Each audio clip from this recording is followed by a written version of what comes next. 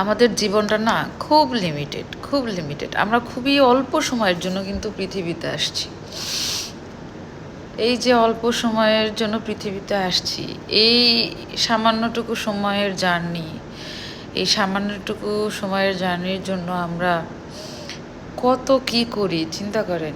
এই যে একটা মানুষ হয়ে আর একটা মানুষকে আমরা খুন করি, একটা মানুষ হয়ে আর একটা মানুষের আমরা ইমোশন নিয়ে খেলি, একটা মানুষ হয়ে আমরা আর একটা মানুষের সম্পদ লুটে খাই, চেষ্টা করি লুটার, অন্যের হক মেরে দেওয়ার চেষ্টা করি। ভাইয়েরা বোনের সম্পত্তির ভাগ দিতে চায় না। ভালো মন্দ খাবারের জন্য আমরা দিনরাত পরিশ্রম করি। কত ইকুয়েশন, কত ব্যালেন্স, কত কিছু আমাদের করতে হয়, কত মানে জীবনের অঙ্ক আমরা কোথা থেকে কোথায় নিয়ে যাচ্ছি, কোথায় গিয়ে কি করতেছি। কিন্তু কেউ না আমরা এইটা বুঝি না যে আসলে আমরা কবরেই যাব, আমাদের কবরে যেতেই হবে। বা হ্যাঁ, আমি বলতেছি না যে সুন্দরভাবে জীবন যাপন করবে না, কেউ অবশ্যই করবে, কিন্তু কোনো কিছু হার্মফুল করে তো না, কাউকে কষ্ট দিয়ে তো না, কারো ইমোশনালি মানে তাকে ব্রোকেন করে না, বা কোনো কিছু মানে কি বলবো এটাকে, কারো ক্ষতি করে নয়। অন্তত বাঁচবে তো। আপনি যেমন দুনিয়াতে আসছেন একটা নির্দিষ্ট টাইম নিয়ে, আপনার যেরকম মনে হচ্ছে যে আপনি সুন্দর করে বাঁচতে চান এই দুনিয়াতে, আর একটা মানুষও তো চাইতে পারে যে সেও সুন্দর করে বেঁচে থাকবে, বেঁচে এই করবে। এর মধ্যে আমরা কত ইকুয়েশন করে ফেলি, তাই না? ধনী গরিব, সাদা কালো, লাল ফর্সা, আলবদর আলশামস, উঁচু নিচু, হিন্দু মুসলিম, মানে সব। কেন, কি সমস্যা? সুন্দর করে বেঁচে থাকা যায় না? সুন্দর করে বেঁচে থাকার জন্য আপনাকে কিছু জিনিস শিখতে হবে, সেটা হইতেছে অবশ্যই আপনাকে শিক্ষিত হইতে হবে। আপনি দেখবেন যে নোংরামি বা বেশি ক্রাইমগুলো কিন্তু মানুষ না বুঝেই করে বা অসচেতনভাবেই করে। সো সচেতন থাকার জন্য আপনাকে শিক্ষিত হতে হবে, শিক্ষিত হয়ে সুন্দরভাবে জীবন গড়াই ভালো। আরেকটা জিনিস সেটা হচ্ছে যে পজিটিভ প্র্যাকটিস।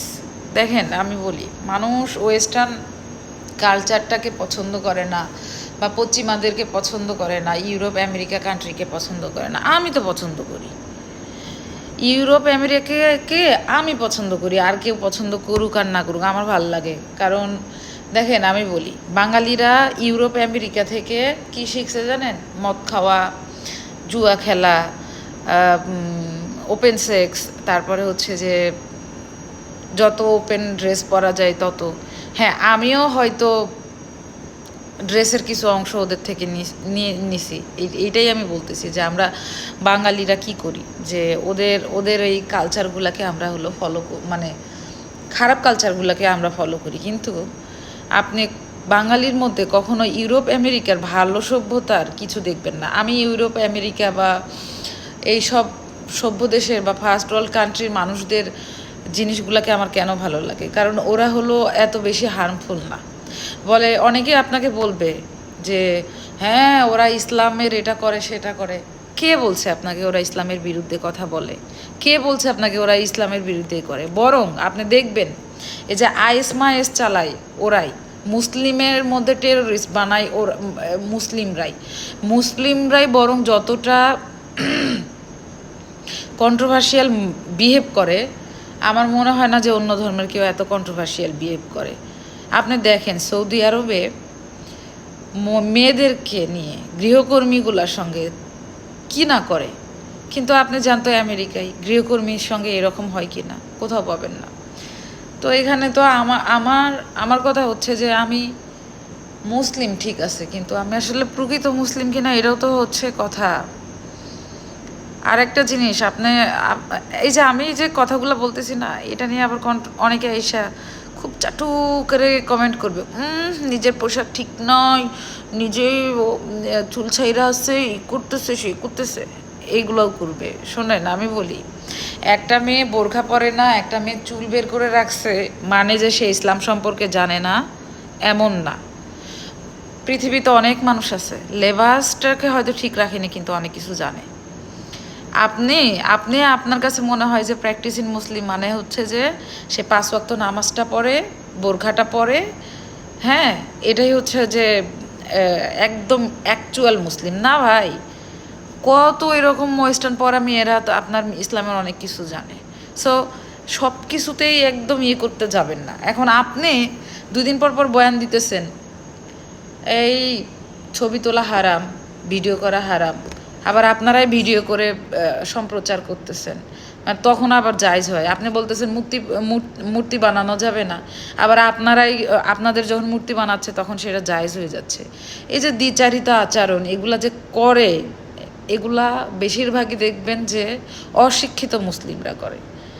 সরি, সবসময় আমি আমি অশিক্ষিতদের বিরুদ্ধে, আসলেও অশিক্ষিত মুসলিমদের বিরুদ্ধে আমি সবসময় করি। আগে আগে বোঝেন ফরজ অবশ্য, হ্যাঁ আমি আমার বিষয়টা আমি আগেই স্যালেন্ডার করছি যে হ্যাঁ আমি পর্দা মেনটেন করতে পারি না, এটা আমি অলওয়েজ বলি। কিন্তু আমি কখনো কারো ক্ষতি করি না। আমার জীবন দশায় আমি আমার শত্রুরও ক্ষতি চাই না। আমি চাই না যে আমার দ্বারাই কেউ ক্ষতিগ্রস্ত হোক। আমি আপনার থেকে বেটার আমি মনে করি। কেন বেটার?